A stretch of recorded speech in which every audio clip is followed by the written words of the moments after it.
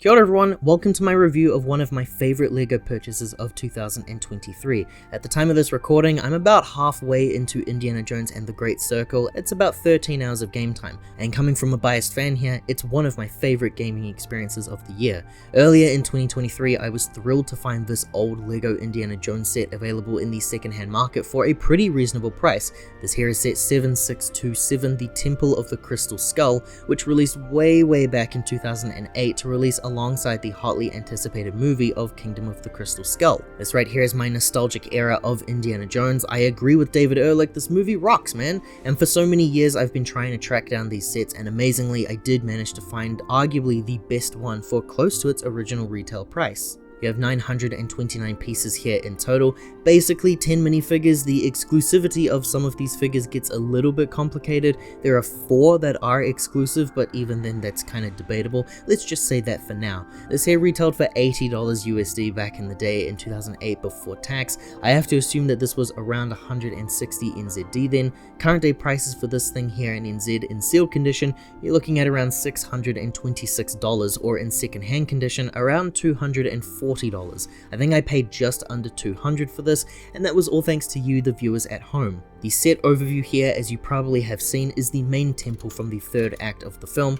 We've got many secrets to explore here and some bonus items for the display as well. Liking this video and subscribing to the channel here does help to support more videos like this one in the future. Without the support of the audience, I wouldn't be able to afford exciting luxury items like these old LEGO releases, so I appreciate everyone who likes, comments, and subscribes, and gets me closer to my personal goals of acquiring every LEGO Indiana Jones set. The set is so large for my display area, it's actually stepping over the review space here, so we do need to take some aspects apart then. We start with our bonus extras here first. These are the first builds that you make following the instructions in order. First we have a little car for the Russian soldier, and then we have a temple entrance here as well. I've praised the vehicles from this line time and time again. These period piece vehicles are such a rarity, and they all use really interesting bricks to help make those key designs. I was also a very big achiever in the LEGO Indiana Jones games in my youth, so I frequently played through these vehicle levels, and I do have nostalgic feelings towards all of these cars and sets. This military jeep is awesome. It uses the wheels of tanks with these grease bands here, which would be seen in other adventure lines like Pharaoh's Quest, Agents, LEGO City, and even Star Wars.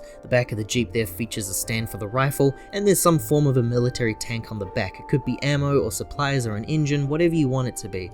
It's been really fun to play around with. I really love all of the vehicles in this toy line, and to have one for these Russian enemies in minifigure form finally just feels so great for my collection. The entrance there starts the temple build, and it is built separately from the main display. Very simple execution here, as you can see. Some sticker details on the sides there to make the temple feel a bit more ancient-like. I just cannot really tell what the hell is being depicted here. And then we have a face that's built into the design, which also features some flick fire missiles in the eyes. I've covered a few of these sets now, and both the originals and remakes from last year feature very cool designs of brick built like sculptures and temples. Above we also see a headdress that's also for extra ammo for firing upon the intruders. Now turning this thing around shows you the missiles and how they function, the standard type of missile inclusion from the 2000s toy line, and the extra ammo that's used up top for reloading. It's a pretty cool opening to this thing, but now it's time for the actual highlight of the build. It's one of the coolest things I've ever seen for LEGO toys. The build here appears to be huge, and it is, but actually it's just a few hundred bricks there made to appear like a few thousand pieces, and that's all thanks to this amazing baseplate. That's really what's doing all the heavy lifting here, and it's also what makes this set such a hard set to pack away again, and I think kind of a hard one to find online as well. I wish I knew what the box looked like, because this thing must have just been massive. This here is a 48 by 32 by 6 baseplate, which I learned while recording this video wasn't actually made for this set alone. In fact, it released once more afterwards, and it released beforehand too. We actually had these colored in grey released for LEGO City a few years prior in 2005. The first was the police station, then again in 2006 for the hospital set. This set here was the first time that the piece had a recolor design, but once more we would have this released in 2011 for the Pharaoh's Quest line. This was the last time we had this baseplate featured in a LEGO set. It's possibly the last time we had one in general as well, and it's a shame really too, because I think it helps add a lot to the overall scene. I have these two sets paired up next to one another on my displays as we speak, and it looks incredible. The thing about these kinds of base plates is that while yes they exist as a large overscaled mold, the size that this thing covers would require so many more additional bricks and pieces, which would only increase the price of the set even more so. I think I just feel really nostalgic towards these because I don't necessarily want to see a bunch of massive model kits as playsets. I do, like you, really like everything remaining brick built entirely, but I just really love the designs here, especially for that pyramid set. I think that they've really utilized the base plate really well in that set. Something to cover that I don't love first though, the stairs at the front there feature a very loose connection for this set. It's just no good in my eyes. It needs a couple more bricks to really hold this thing steady in place. The stairs are also a key play feature, so the steps themselves are regularly loose, and when you've been moving this thing around as much as I have been, these steps get very annoying very quick. We've got these dragon heads here at the front, which you can tell act as levers. You push on the dragon head and these steps will fly away. They can cover a rather large area too, I might add. The steps there sit in place over these tile pieces, so it does make for a very easy play feature. I like it, but I think I'm going to remove those tiles from my display and just have the steps there permanently placed down instead. I don't need that feature to always be operational for my display purposes. As for the remainder of the review, I'm going to remove the steps away so I can actually film this thing, because it's just going to be easier for me to handle. The base there uses a lot of stickers just placed around these walls here, and as well as actual bricks. I do hope that the previous owner here put all these stickers on correctly, because no going back now, not after 16 years. It's awesome to see the amount of plant life used in this set too, because the jungle aspects really do help to give it that treasure tomb raiding feeling. The stickers are a bit more intense on the sides there. As for the temple build itself, I believe these stickers here were used in the Raiders of the Lost Ark temple set that I looked at a few months ago now, and it features the same thing on both sides of the build here. We also have some really cool dated baby dinosaur pieces all coloured in grey for your display. There's a few of them released here as well. And even more of those dragon-like pieces there, with this play feature being a skull that's used as a trap. You can tug on the peg there at the back and the dragon head will release another skull onto intruders' heads. The same function on both sides, but I am unfortunately missing an extra skull piece from the previous owner. And speaking of missing pieces, the set also appears to be missing just one of these before anyone else notices it themselves. I really love the perpetually climbing aspect of this set, like how we have a smaller staircase here that reaches that top floor. I must say that some aspects do feel rather unfinished to me, like these two stands here. They're just there for display reasons, I suppose. And then we come to the main tower-like structure. In the movie, this is how they enter the temple, so it was important that LEGO try to capture this feature. The tower in the movie splits into 4 pieces. Here they only have it splitting into 2 sides that are both front-facing. There's a switch here on the side with some swords, and actually releasing that is how you release those wall pieces. This was really finicky, what with age and all, so I had to loosen up the feature a little bit, but this does look really great. The 2 panels can land on the standing space there, very easy to set back up to once you're all done. These side wall sections here are also themselves built on base plates used in junior sets of that time. I remember seeing these in the pirate sets of the early 2000s. It's really cool to be able to split these away from the build, and actually, this is a really great way to show you what makes this set specifically unique to the others from City and Pharaoh's Quest that also use this base plate. This set here is the only one that uses the base plate backwards compared to those other sets. The other sets feature these exposed areas for the fronts of their builds so that the back section is all flat facing. This set here opts to reverse that, in which the flat section is used for the front, saving those exposed gaps for the interior of the set. This is something I genuinely had not noticed until I was writing. Unlike the Pharaoh's Quest set as mentioned, the set here doesn't actually use these exposed gaps for anything. Pharaoh's Quest does make sure to utilize these as interesting features. This leads to us then reassembling the set and taking a look at the interior of the build, which is definitely minimal to say the least and not nearly as eye-catching as the front of the display. Still, there's a few things to show off in here as far as your displays go. Ultimately, they didn't leave this thing empty, which is the main thing for me. We've got many traps in here, starting out with these stairs, which are just bricks that go past a waterfall. There's a spinning wheel-like mechanism to help fire more flick fire missiles at the intruders. You can see that by moving the peg towards me, I'm lining it up with what is currently in place. Adding our minifigures to the stand there, it means that I can attack them with these darts in the wall. It's an old set, so it needs a little bit of effort put into it. Once we try again, we can send Mutt Williams flying. We've also got a movable staircase here, which was made popular in the Harry Potter line. You spin the head and the stairs will follow through, revealing a spike pit at the bottom there. Next door we have a door with some cool stickers of the interdimensional beings. You can have the door either open or shut, it's entirely up to you. You can see some spares at the back there to keep out intruders. If they do make it past this section, behind that door we also see some standing space and a sticker. Nothing exciting here really. And before we get to the aliens though, up top on the other side of the room we do have a small trophy display. It uses the same brick built function from the other temple sets for faces on columns. My brown bricks there are broken because LEGO have very poor brittle quality bricks back in the day. I'm not convinced that they've actually fixed this issue if I'm completely honest with you. The back of this thing has a small diamond for treasure to find, and now we can take a look at our aliens who are all seated on the flying saucer.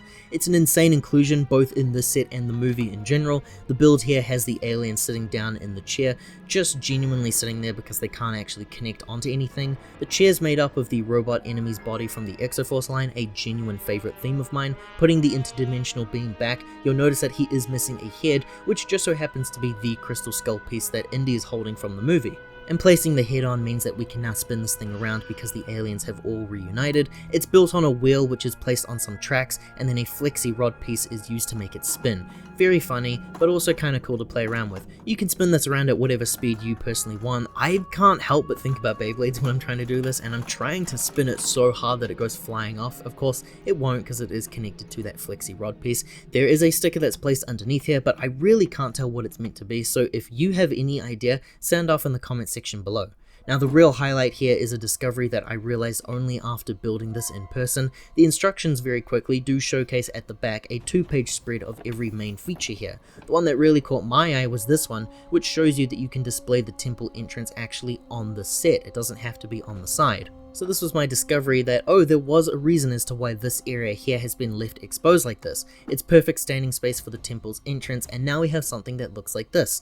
This here completely won me over. It's an amazing design and it makes it stand out so much amongst my other display items. This really made the set for me. It very well could be my favorite set from this line. Now the minifigures here are interesting. There's a good few repeats here as to be expected for this Indiana Jones theme, but for my personal collection, I get to see a couple of new things here, so let's get into it.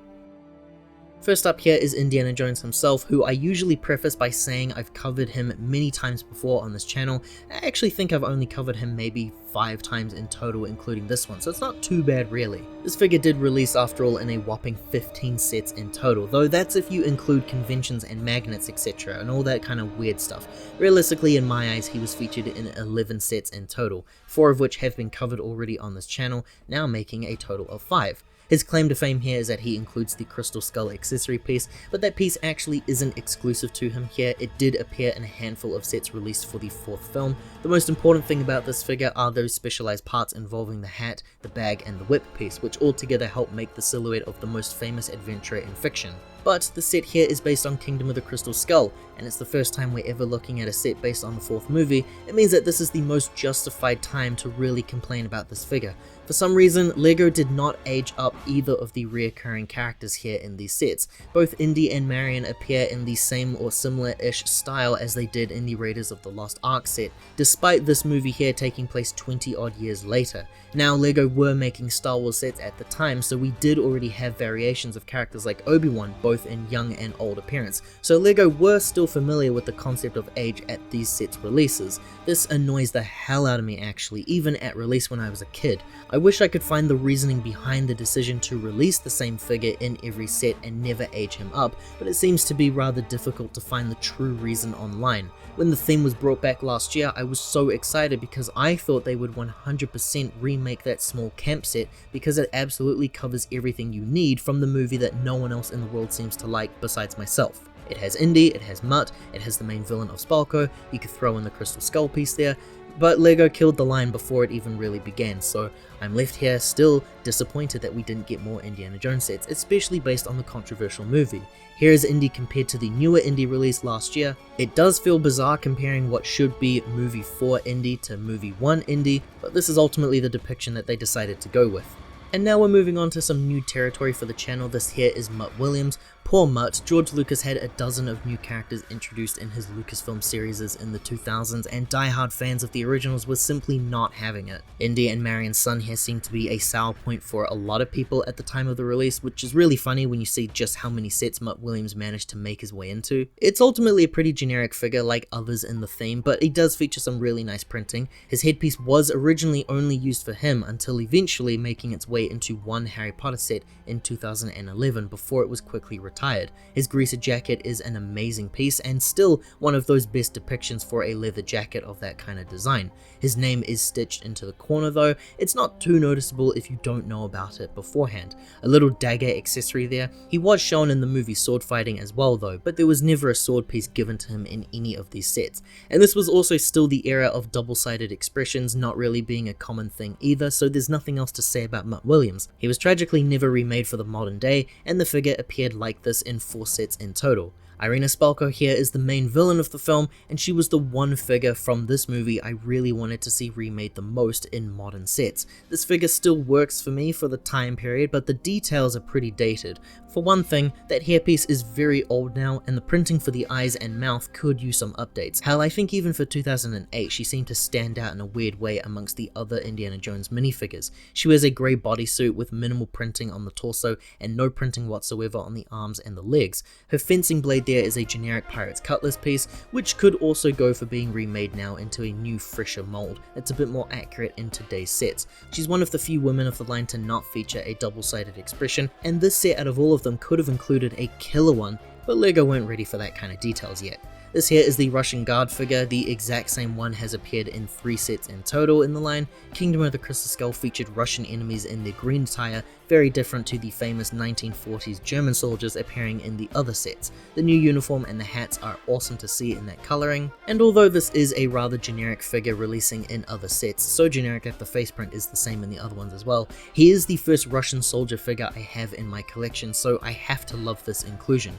He includes the classic rifle piece, which hasn't been seen in a LEGO set since apparently the Lone Ranger sets. LEGO changed their views on guns over the years, though the newer Indiana Jones sets did introduce a new revolver piece. The Russian soldier is a favourite of mine despite that generic appearance. And then next up here we have these temple warriors. These guys hide out in the Akator land guarding the temple. You get 2 of them in the set here, and they are the exact same 2 figures as one another, but this one here has a longer hairpiece, which I thought was introduced in LEGO Lord of the Rings for the Uruk-hai and Gandalf, completely forgetting it was Dumbledore's hairpiece for decades. It's possible that this here was the first time it appeared coloured in black. These 2 figures were released in a convention set exclusive. There's not a whole lot available known about the set out there on the internet, but the likelihood is that nobody watching this video has this set, so you know, technically not an exclusive, but come on now. It's a shame that they are the exact same type of figure, but besides the Comic-Con release, this was it for these figures. It is cool to have a few of them though. We never really got too many of these native type characters in the Indiana Jones line. And then next up we have our exclusive skeleton figures. This guy here is a Conquistador character who appears to have fallen ill while visiting the temple long before Indy and co arrived.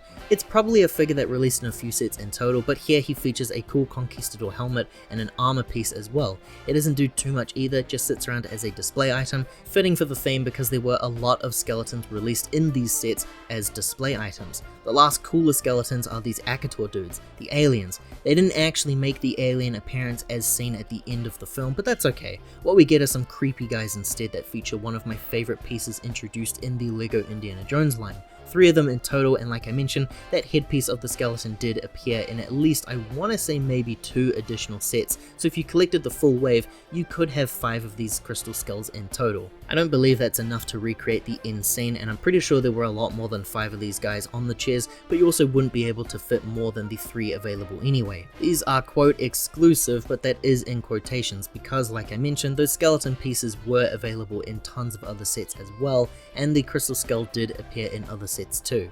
The instructions for the set here came in 2 booklets. Inside we have a really cool map-like theming back to when LEGO were really trying to go all out for these booklets for their sets. The instruction book cuts off halfway, and then we have our first advertisement for the other sets. This here was the wave release for Kingdom of the Crystal Skull. It's a smaller page, but more on this later. The next booklet then finishes the build. At the very back we have an image of the set all built up, and we have this image of the box art and instructions art again, but without the product distractions. The other side then features a 2-page spread of the inventory inventory list, and then we have a big spread of the play features for this massive display piece, all of which I hope was covered in the video. Highlights include the flickfire missiles, the stair piece, the UFO, and the entranceway that can be moved. The other side then features 2 advertisements for the video games. We weren't just selling Lego toys to kids, but also the gaming toys for kids too, and I ate all of this stuff up. Indiana Jones and the Star Wars Complete Saga, 2 absolute staple classics in the TT Games library. The other side then again features the advertisements for the Crystal Skull sets,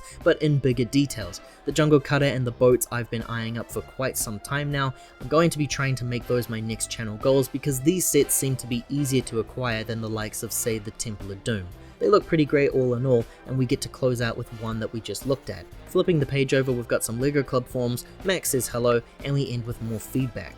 Overall, I love this. It was just made for me. Based on a movie that I feel really alone about in the world, it's basically a big castle set but themed to a 60s pulp action adventure movie. It uses a base plate which for me is the epitome of toys, and it looks absolutely amazing all displayed up next to my other beloved base plate set. I wish we could see some more modern approaches to this design. I just wish Crystal Skull had something released last year.